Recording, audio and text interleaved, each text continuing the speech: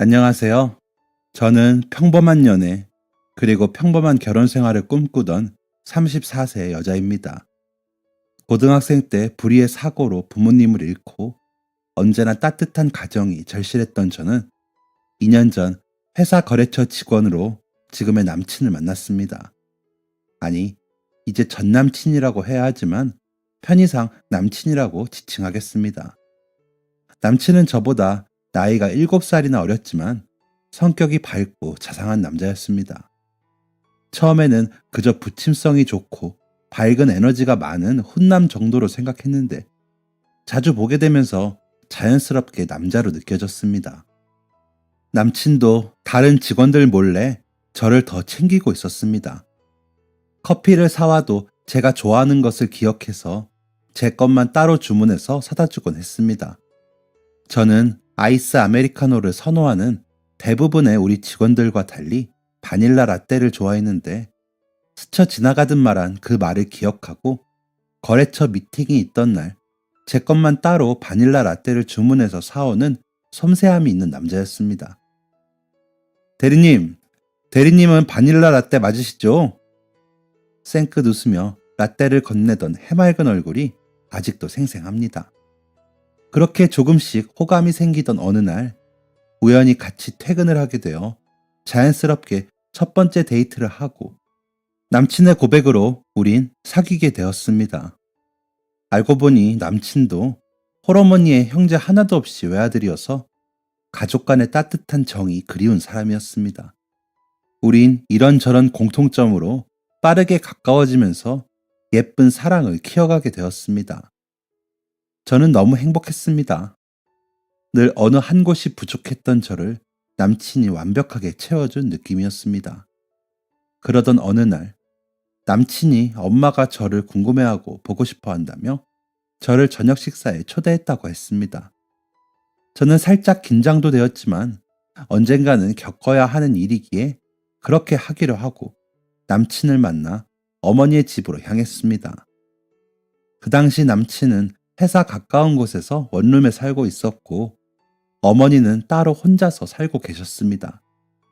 첫 만남의 어머니는 저를 너무나 반겨주셨고 친정 부모님이 안 계신 저에게 너나 나나 가족이 너무 단출하니 얼마나 외롭니 하시며 애야, 나를 시어머니 될 사람이라고 생각하지 말고 엄마라고 생각하렴. 나도 딸도 없고 너를 딸이라고 생각할 테니 나를 엄마라고 부르렴. 이러시는 거예요. 저는 나이가 많다고 저를 마음에 안 들어 하시면 어쩌나. 부모님이 안 계신다고 싫어하시면 어쩌나. 속으로 온갖 걱정을 하며 긴장하고 있었는데 어머니의 엄마라고 생각하라는 말 한마디에 엄마라는 그 따뜻한 단어 하나에 모든 긴장과 경계심이 풀렸습니다. 그날 이후로 남친과 데이트를 할 때 남친의 어머니도 자주 합석을 하게 되었습니다. 셋이서 영화도 보고 맛있는 저녁도 같이 먹고 맥주도 한 잔씩 같이 하면서 말이에요. 저보다 먼저 결혼한 친구들은 그러면 안 된다. 시어머니는 시어머니다. 거리를 둬라. 다들 난리도 아니었지만 가족 간의 정이 너무도 그리웠던 저는 친구들의 말이 하나도 들리지 않았습니다. 그런데 어머님이 낀 만남이 잦아질수록 가끔씩 이게 아닌데 하는 일들이 잦아졌습니다. 한 번은 유명한 이탈리안 파스타집을 남친이 어렵게 예약해서 간 적이 있었는데 어머님이 남친에게 넌 밀가루 음식 안 좋아하지 않니? 아이고 이렇게 큰 접시에 겨우 한 주먹 정도 국수라니 어디 이거 먹고 간에 기별이나 가겠니? 아이고 비싸긴 또 왜 이렇게 비싸? 하시며 식사 시간 내내 궁시렁거리시는 거예요. 저는 그 식사 시간이 너무 불편해. 어머니, 여기 아주 유명한 곳이고 제 친구가 생일 선물로 식사권을 줘서 왔어요. 라고 둘러대고 계산을 제가 했습니다. 사실 그 식당은 오래전부터 제가 가보고 싶은 곳인 것을 알고 남친이 깜짝 선물로 예약을 한 것인데 남친이 엄마도 같이 갈까? 라고 하길래 남친의 마음이 너무 예뻐 셋이 같이 가게 된 것이었어요. 모처럼 분위기 좋은 곳에서 데이트하고 싶었는데 완전히 망친 데이트가 되고 말았습니다. 그래도 남친이 워낙 착하고 효자이기도 해서 저는 이해를 하고 넘어갔습니다. 그래, 세대 차이지 뭐. 어머님 입장에서는 먹을 것도 없는데 너무 비싸다고 생각하실 수도 있지. 어머님 세대엔 먹어본 음식이 아니고 라고 생각하고 지나갔습니다. 그래도 속으로는 이제 셋이서 만나는 건 좀 자제해야지. 어쩜 친구들 말이 맞는지도 몰라. 이런 생각을 하며 남친에게 자기야, 우리 이제 데이트할 때 되도록 우리 둘이서 보자. 난 자기한테만 집중하고 싶어. 엄마는 특별한 날에 집으로 한 번씩 찾아뵙기로 하고 라고 말했더니 남친도 좋지. 난 자기가 우리 엄마를 편안하게 생각하는 게 고맙고 엄마도 자기를 좋아해서 셋이 본 거지. 나도 자기랑 둘이 있는 게 더 좋아. 이렇게 해서 우리는 좀 더 자유로운 데이트를 이어가게 되었습니다. 그런데 데이트하는 날이면 자꾸 어머님과 우연히 마주치는 날이 많은 거예요. 둘이서 저녁을 먹고 있으면 남친 폰으로 전화가 와서 어디냐고 묻고 어디라고 대답하면 바로 그 앞이라고 하시면서 들어와 합석하시고 어머, 이런 우연이 있니? 우리가 정말 인연인가 보다 하시는 거예요. 한두 번도 아니고 여러 번 그런 일이 반복되니 저는 남친에게 조심스럽게 물었습니다. 어머님은 어떻게 매번 우리 데이트 장소 앞에 딱 나타나시지? 하니까 남친은 대수롭지 않다는 듯 웃으면서 자기랑 엄마랑 정말 통하는 거 아니야? 하는 것입니다. 저는 이상하기도 하고 기분도 별로였지만 우연이겠거니 하고 더 이상 뭐라 할 말도 없었습니다. 그렇게 시간이 흘렀고 우리가 정식으로 사귄 지 500일 기념일에 남친은 저에게 프러포즈를 했습니다. 저도 속으로 내심 기다리고 있었기 때문에 너무 기쁘기도 하고 행복했습니다. 남친은 나름 저 몰래 이벤트를 준비하느라고 노력한 것 같았어요. 바다를 보러 가자고 하더니 바다가 보이는 예쁜 카페 룸을 빌려 꽃으로 룸을 꾸며놓고 음악과 케이크 그리고 프러포즈 반지 모든 것이 완벽했습니다. 그날은 멀어서 그런지 시엄마도 짠하고 나타나지 않았고요. 저는 행복에 겨워 눈물을 글썽이며 남친의 프러포즈를 받아들였습니다. 남친도 너무 행복해했습니다. 그 순간은 이 핑크빛 행복이 영원할 줄 알았지요. 남친과 저는 예쁜 바다 사진도 찍고 즐거운 시간을 보냈습니다. 그러다가 사건이 터졌습니다. 저녁을 먹고 미래에 대해 이런저런 계획을 세우다가 저는 남친에게 핸드폰을 내밀며 자기야, 우리 이제 결혼도 하기로 했으니까 우리 커플 앱 깔자. 이걸 깔면 커플끼리 서로 위치도 공유하고 커플끼리만 사용할 수 있는 귀여운 여러 기능이 많대 하며 남친에게 핸드폰을 달라고 했습니다. 그런데 갑자기 남친은 당황해하며 어쩔 줄 몰라 하는 거예요. 저도 순간 당황하게 되더라고요. 이 사람이 나에게 숨기는 게 있나?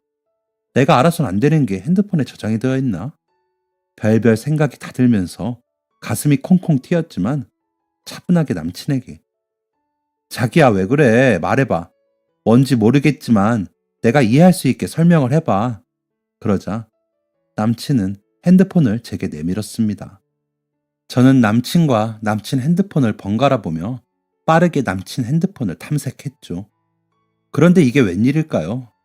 남친의 핸드폰에는 이미 커플앱이 깔려 있었습니다.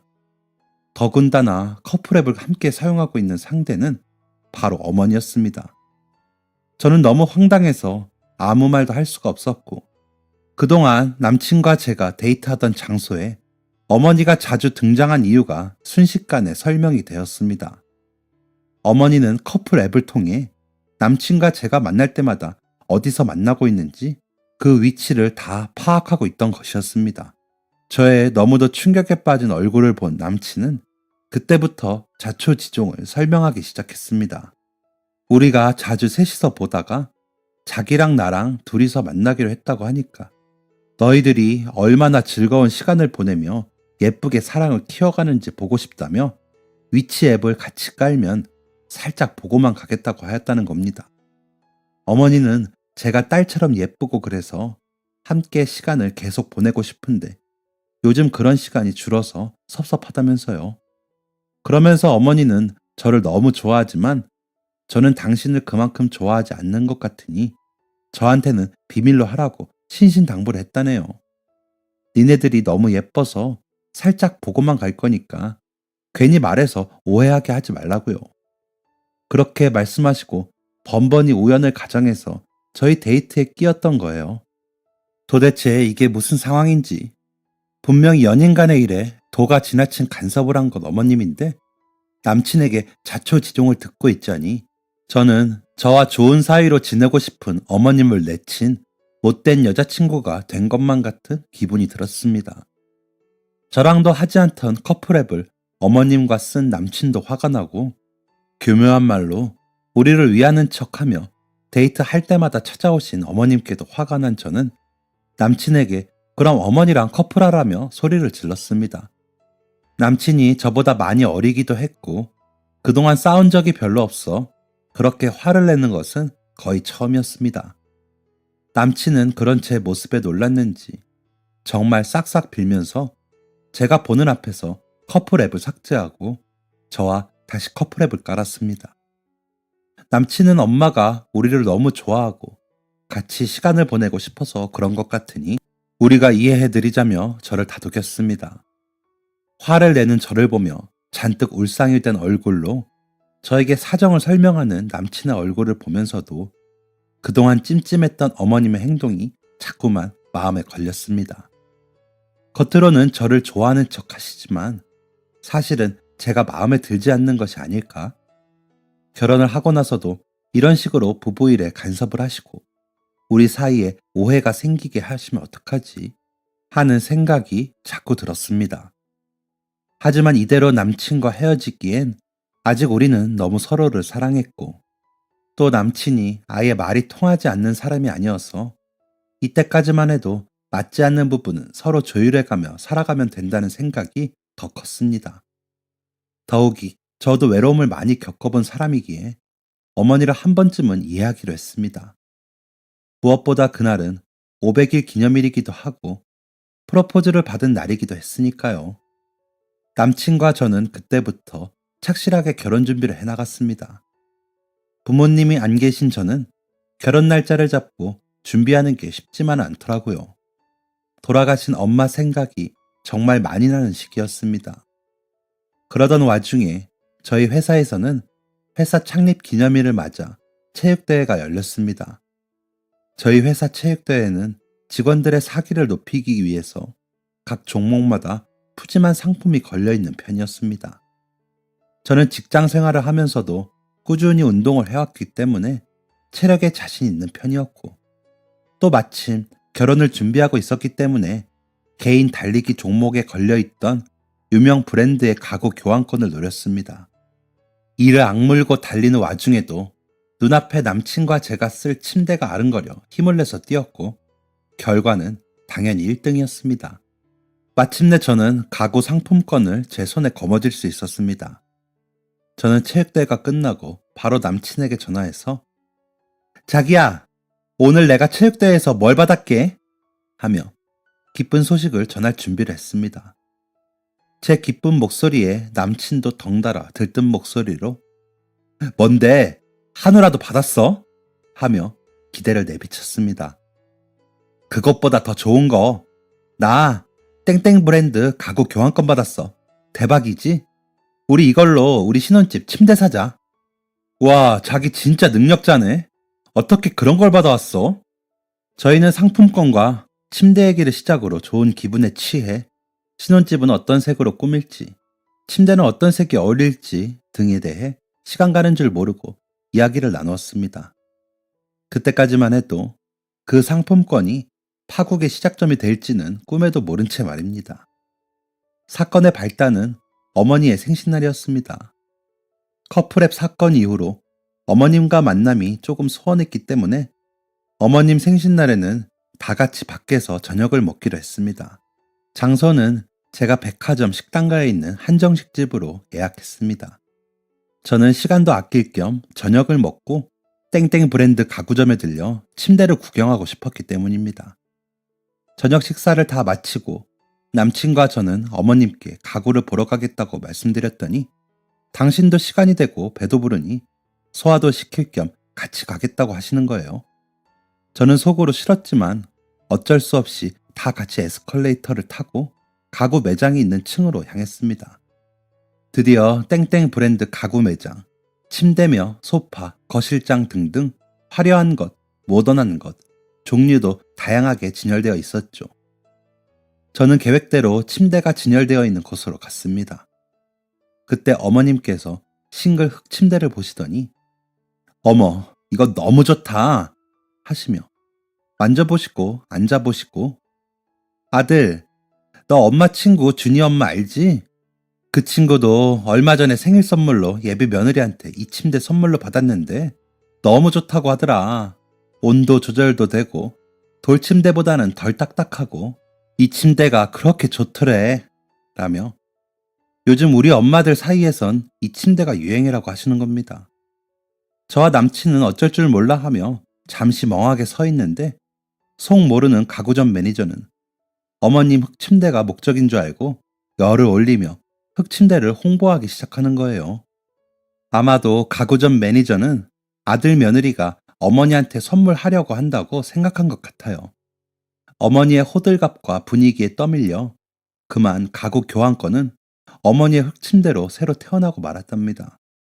어머님의 어머 얘야 사달라는 건 아닌데 이거 아무리 내 생일이어도 미안하고 고마워서 어쩌니? 정말 고맙구나. 매일 밤 착하고 예쁜 며느리 좋은 꿈 꿀게 이러시는 거예요. 거기에다 매니저는 한술 더 떠 좋으시겠어요? 아드님과 며느님이 참 효자 효부네요. 너무 보기 좋습니다. 아, 눈 뜨고 코 베이는 심정이 이런 거구나 싶더라고요. 그렇게 남친과 저의 침대는 훨훨 날아갔습니다. 남친은 제 속마음을 알고 있었기에 어쩔 줄 몰라 하고 속 모르는 어머님은 기분이 최고였죠. 저는 남친에게 작은 소리로 괜찮아. 우리 침대는 집 먼저 구하고 다른 가구들이랑 구색 맞춰서 한 번에 사자. 어머님도 저렇게 좋아하시고 우리 결혼하면 어머님도 자기 나한테 보내고 많이 서운하실 텐데 내가 통 큰 선물 한 셈 치지 뭐. 이렇게 마무리하고 말았습니다. 그제서야 남친은 얼굴이 환해지며 자기야 정말 고마워. 나 살면서 자기한테 정말 최선을 다할게. 이러는 겁니다. 이런 남친을 보자 왠지 마음이 짠해지면서 마음이 풀렸습니다. 남친은 착하고 예의 바르고 늘 밝은 사람이었지만 아직 나이가 어려서 그런지 어떤 결정을 할 때는 좀 머뭇거리며 어쩔 줄 몰라 하는 기색이 역력했으니까요. 저는 속으로 내가 나이도 많고 사회생활 경험도 더 많으니 남친을 잘 리드하면 살아야겠다 다짐했죠. 어머님이 좀 얄미울 때도 있지만 가족이라곤 남친, 저, 어머님 이렇게 셋뿐이니까요. 그렇게 시간은 흐르고 본격적인 결혼 준비로 바쁜 나날들이 이어졌습니다. 제일 중요한 건 남친과 제가 살 집을 구하는 거였어요. 저는 저축도 좀 있고 지금 살고 있는 집도 전세였기 때문에 어느 정도 돈이 마련되는데 문제는 남친이었습니다. 남친은 사회생활한 지도 얼마 안 되었고 원룸이 월세였기 때문에 월급으로 월세 내고 생활하고 해서 모아둔 돈이 별로 없었습니다. 아무리 간단하게 준비한다고 해도 결혼은 돈도 많이 들고 큰일이더라고요. 그래서 다들 밀륜지 대사라고 하는구나 하는 생각이 들었죠. 남친과 거의 매일 만나서 머리를 맞대고 고민에 고민, 의논의 의논을 거듭했습니다. 대충 집은 제가 가진 전세금과 저축으로 조그만 빌라를 구입하기로 결정했는데 그 외에 집에 들어갈 가구며 가전제품 등 이런 것들도 만만치 않았습니다. 집을 전세로 구할까도 생각해봤지만 저는 빨리 안정된 가정을 꾸리고 싶었습니다. 2년마다 이사를 해야 하는 위험에 노출되는 것도 싫었고 매번 이사 비용도 많이 들어가기 때문이었죠. 무엇보다 그동안 혼자 살면서 수도 없이 이사를 다녀서 이사라면 지긋지긋했습니다. 작더라도 아파트가 아니더라도 나만의 공간을 예쁘게 꾸미고 살고 싶었으니까요. 그러던 어느 날 남친이 기쁜 얼굴로 어머니가 결혼 자금으로 3천만 원을 해주셨다는 겁니다. 그때 얼마나 기쁘던지요. 아무리 남친, 사람 하나 보고 하는 결혼이라지만 제가 모아둔 돈만으로 결혼 준비를 하자니 돈도 많이 부족하고 속도 상하고 그러던 참이었거든요. 가뭄에 단비가 내린 것처럼 그때부터는 제법 일이 순조롭게 풀려갔습니다. 남친과 같이 열심히 발품을 팔아 조금은 낡았지만 방 2개에 제법 넓은 주방과 거실이 있는 빌라를 1억에 매수할 수 있었습니다. 교통도 남친과 제가 출퇴근하는데 적당했고요. 집을 구하자 저는 꿈에 부풀었습니다. 여기서 최소한 6, 7년 정도 열심히 돈 모아서 아파트를 분양받던지 조금 더 좋은 집으로 이사가자. 어쩜 그때쯤이면 식구가 늘 수도 있고 저는 혼자서 수줍게 미소 지었습니다. 일은 일사천리로 진행되어 어머님이 마련해 주신 소중한 돈으로 신혼집에 가구를 채우고 가전제품을 드리고 예식장 예약까지 마쳤습니다. 결혼식은 최대한 스몰 웨딩으로 몇 안 되는 가까운 친지, 친한 친구들, 회사 동료들을 초대해서 혼인 서약하고 사진 찍고 같이 즐기는 것으로 짰습니다. 드디어 결혼 2달 전, 미리 맞춰둔 가구가 잘 맞을지 최종 결정을 앞두고 신혼집 치수를 재러 가야 했습니다. 그때 남친은 출장을 가고 없어서 저 혼자 가게 되었지요. 사실은 치수 재는 것도 재는 것이지만 저는 제 이름으로 처음 갖게 된 신혼집에 자꾸만 가보고 싶었습니다. 저는 퇴근길에 가끔씩 신혼집을 둘러보고 어떻게 꾸밀지, 어떻게 살지 그런 상상을 하는 게 즐거웠거든요. 그날도 설레는 가슴을 안고 신혼집 문을 열고 들어간 순간 저는 빠끔히 열려져 있는 작은 방을 보고 놀라 뒤로 자빠지고 말았습니다. 그 방에는 너무도 낯이 익은 오래된 가구들과 아직도 새거티가 역력한 흙침대가 떡하니 놓여 있었습니다. 남친과 함께 어머님 집을 방문할 때마다 상품권 생각에 제 속을 쓰리게 했던 황토색의 흙침대. 그 흙침대가 주변의 낯이 익은 가구들과 조화를 이루지 못한 채로 방 한쪽에 놓여 있는 것이 아니겠어요. 저는 이게 무슨 상황인지 꿈인지 생시인지도 모를 지경이었습니다.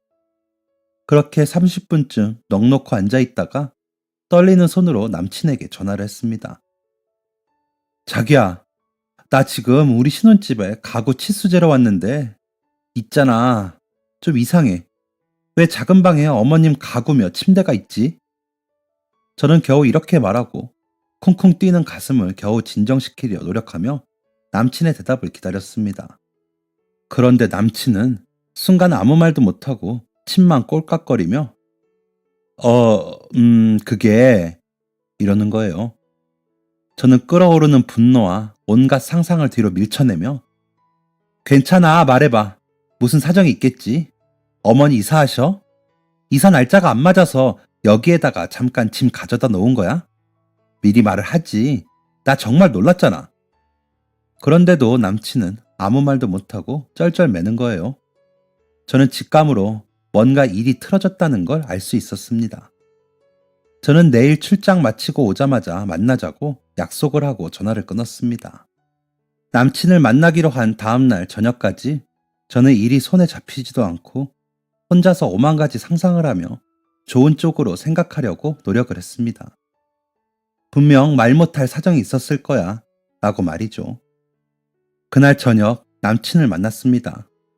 저는 미칠 것 같은 속마음을 애써 누르고 자기야, 이제 편하게 얘기해봐.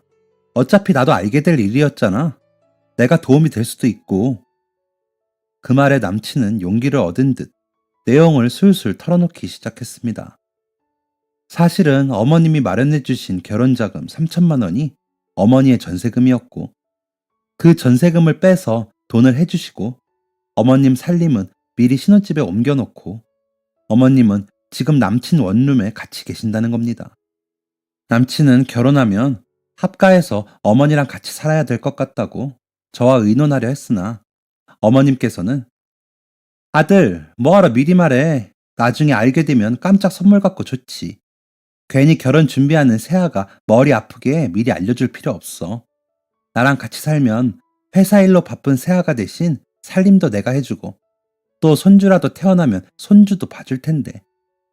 그리고 이미 나랑 새아가는 보통의 시어머니 며느리 사이가 아니라 엄마와 딸 같은 관계로 보기로 했잖아. 새아가 친정 부모님도 안 계신데 나라도 같이 살면 본인도 회사 일이나 집안일로 힘들 때 나한테 기댈 수 있고 또 나도 친정 엄마 대신해서 이런저런 조언도 해주고 맛있는 반찬도 해줄 수 있고 얼마나 좋겠니? 나도 혼자 사는 것보다 니들 부부랑 같이 살면 외롭지 않고 이런 게 바로 누이 좋고 매부 좋은 거지. 그렇지 아들? 이러셨다는 겁니다.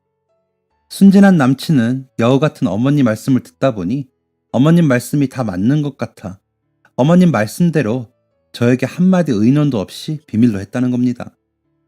저는 너무 어이가 없고 화가 나서 말조차 안 나왔습니다. 그런 저를 본 남친은 제가 이해한 줄 알고 합가의 장점에 대해서 열을 내며 떠들어댔고요. 남친의 입을 통해 들은 어머님의 말은 정말 기가 막히고 코가 막혔습니다. 저를 위하는 척 하신 저 말들이 정말 진심이라면 먼저 저에게 의논을 하셨어야 하는 거 아닌가요?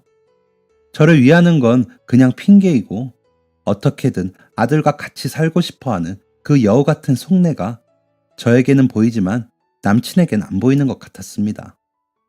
어머님이 어떻게 이럴 수가 있는 걸까요? 제가 친정 부모님이 다 계셨어도 이랬을까요? 저의 자격지심인지 돌아가신 부모님부터 생각나며 하염없이 눈물이 쏟아졌습니다. 회사에서 일을 하면서도 틈틈이 우리 둘만의 알콩달콩한 신혼생활을 꿈꿨던 것은 저뿐이었다는 생각에 남친에 대한 배신감도 이루 말할 수 없이 커졌습니다. 그때서야 남친은 상황을 깨달은 건지 미안하다. 자기는 내가 비교적 엄마하고도 잘 지내는 편이라 이해할 줄 알았다. 다시 엄마하고 상의하겠다. 상황을 수습하려고 애썼습니다. 저는 그 순간 모든 것을 깨달았습니다. 착하게만 보였던 남친은 우유부단하고 밝게만 보였던 남친은 철이 없었던 것임을요. 제 눈에 콩깍지가 벗겨지는 순간이었습니다. 부모님을 일찍 잃은 저는 친구들의 만류에도 남친 어머님께 최선을 다했고 결혼해서도 자주 찾아뵙고 정말 완전한 한 가족이 되고 싶었는데 말이죠. 그 노력의 결과가 이렇다니 그 참담함은 이루 헤아릴 수가 없었습니다. 처음부터 차라리 솔직하게 얘기했다면 어머님의 돈을 받지 않고도 조금 더 결혼 비용을 줄여서라도 가능했을 텐데요. 처음부터 거짓으로 시작한 결혼 생활이 어떻게 평탄할 수 있을까요? 저는 남친에게 파혼을 통보했습니다. 자기야, 이건 아닌 것 같아. 우리 헤어지자. 사실 그동안 어머님이 내 상식으로 이해하지 못할 행동을 종종 하셨지만 내가 자기를 사랑하니까 어떻게든 감내하려고 했는데 이건 정말 선을 넘으셨어.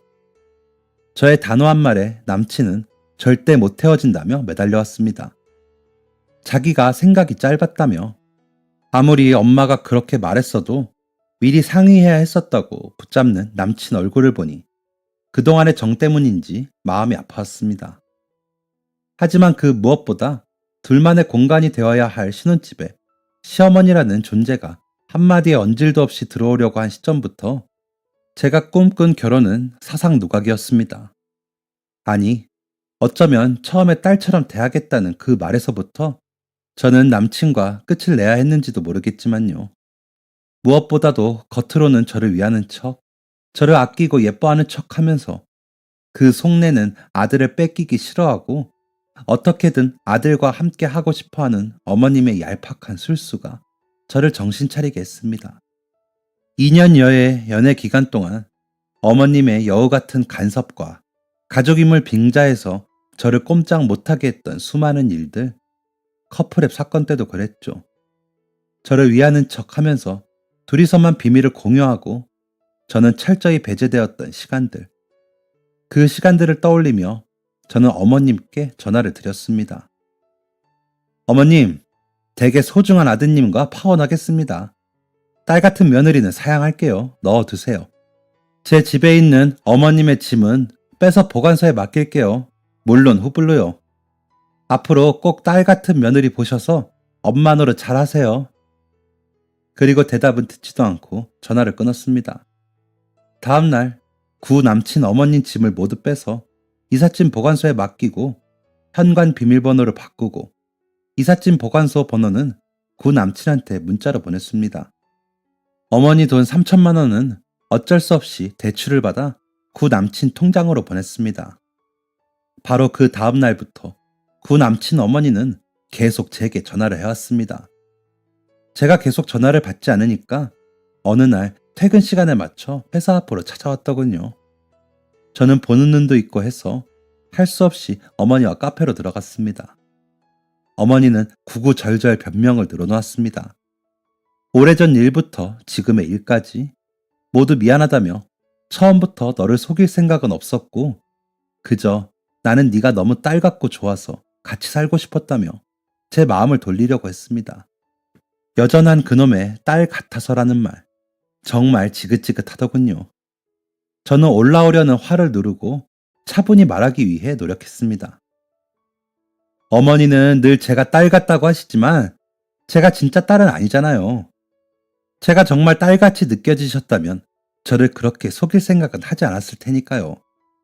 어머님은 말씀으로만 딸 하시지 단 한 번도 저를 딸로 생각한 적은 없는 것 같습니다.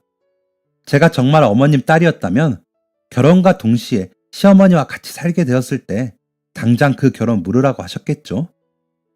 전곡을 찌르는 제 말에 어머님은 할 말이 없어지셨는지 입을 꾹 다물고 테이블에 놓인 애꿎은 커피잔만 만지작거리더니 그제야 본성을 드러냈습니다. 네 나이가 벌써 34인데 우리 아들만한 애를 어디서 또 만날 수 있을 것 같니? 그만하면 너보다 훨씬 어리고 얼굴도 잘생겼고 회사도 좋은 편인데 너 후회할 일 하는 거야 지금? 이미 마음의 정리가 끝난 저는 그런 말에 화도 나지 않더군요. 그저 그렇지 이게 본성이지. 드디어 본성을 드러내는 걸 보니 많이 급하신가 보다 라는 생각부터 들었습니다. 저는 역정을 내는 그 여자의 모습을 보며 더 이상 할 말 없으시면 이만 가보겠습니다 하고 자리에서 일어났습니다. 그대로 나가려다가 제 나이를 후려치고 본인 아들을 치켜세운 그 말이 괘씸해서 한마디 덧붙였죠. 아, 어차피 우리 이제 서로 볼 일 없을 테니 마지막으로 조언 한마디 해드리죠. 댁의 아들은 저보다 훨씬 어리니 앞으로 또 여러 번 연애를 하겠죠. 세상 어떤 모자란 여자가 이런 시어머니와 가족이 되고 싶어 하겠나요?